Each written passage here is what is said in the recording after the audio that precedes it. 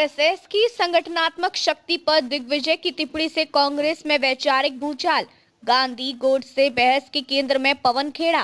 कांग्रेस के वरिष्ठ नेता दिग्विजय सिंह द्वारा राष्ट्रीय स्वयंसेवक संघ की संगठनात्मक शक्ति की सार्वजनिक प्रशंसा ने कांग्रेस के भीतर एक बड़े वैचारिक और राजनीतिक विवाद को जन्म दे दिया है। मामला इतना गंभीर हो गया है कि पार्टी के मीडिया और प्रचार विभाग के अध्यक्ष पवन खेड़ा को खुलकर हस्तक्षेप करना पड़ा। खेड़ा ने आरएसएस को सीधे तौर पर नाथूराम गोडसे से जोड़ते हुए तीखा सवाल दागा। गोडसे के लिए कुख्यात संगठन गांधी जी द्वारा स्थापित संगठन को क्या सिखा सकता है? यह बयान केवल दिग्विजय सिंह की टिप्पणी की आलोचना नहीं था, बल्कि कांग्रेस की वैचारिक रेखा को दोबारा खींचने की कोशिश भी माना जा रहा है। विवाद की जड़ एक तस्वीर और एक टिप्पणी। पूरा विवाद तब शुरू हुआ जब दिग्विजय सिंह ने सोशल मीडिया प्लेटफॉर्म एक्स पर 1990 के दशक की एक ब्लैक एंड व्हाइट तस्वीर साझा की। यह तस्वीर प्रधानमंत्री नरेंद्र मोदी और भाजपा के वरिष्ठ नेता लाल कृष्ण आडवाणी की थी, जिसमें युवा मोदी जमीन पर बैठे नजर आ रहे हैं। दिग्विजय सिंह ने इस तस्वीर को साझा करते हुए लिखा कि कैसे एक जमीनी स्तर का कार्यकर्ता संगठनात्मक ढांचे के जरिए मुख्यमंत्री और फिर प्रधानमंत्री बन सकता है। उन्होंने इसे संगठन की शक्ति बताया और कांग्रेस अध्यक्ष मल्लिकार्जुन खड़गे, राहुल गांधी, प्रियंका गांधी वाड्रा और जयराम रमेश सहित कई शीर्ष नेताओं को टैग किया। उनके पोस्ट के अंत में लिखा गया, जय सिया राम भी कांग्रेस के भीतर असहजता का कारण बना।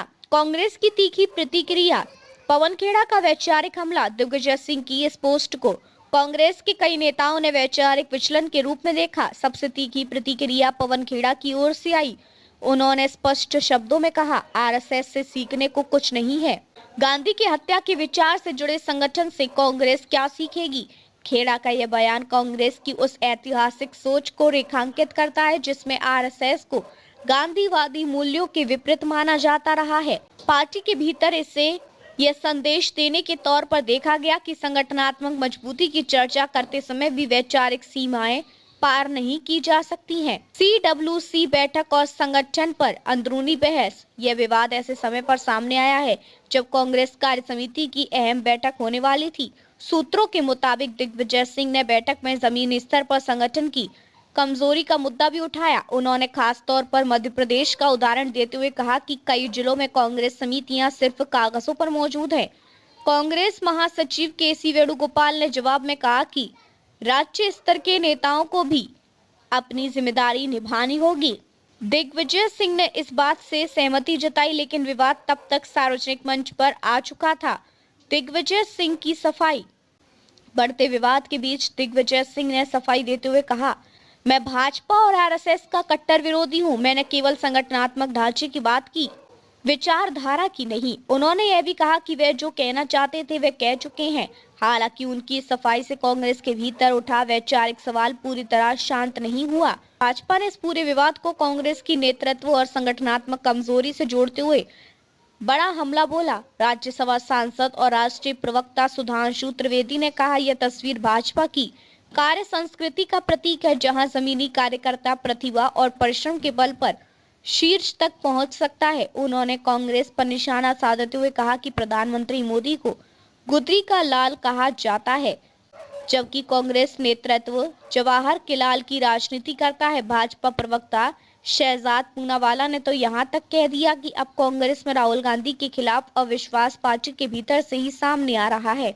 राजनीतिक विश्लेषण। संगठन बनाम विचारधारा। राजनीतिक विश्लेषकों के अनुसार ये विवाद सिर्फ एक सोशल मीडिया पोस्ट तक सीमित नहीं है।